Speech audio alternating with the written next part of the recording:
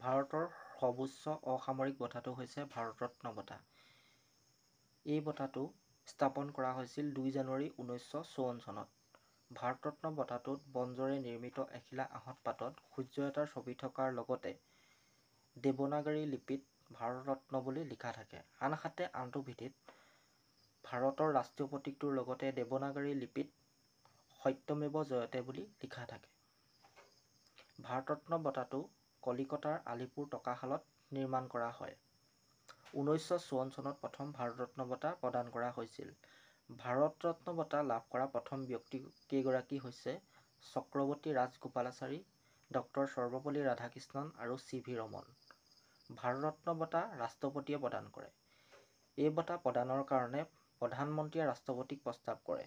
এই বঁটাৰ লগত ৰাষ্ট্ৰপতিৰ চহী সম্বলিত এখন মানপত্ৰ প্ৰদান কৰা হয়। ভাৰত ৰত্ন বঁটাৰ লগত কোনো নগদ ধন প্ৰদান কৰা নহয়।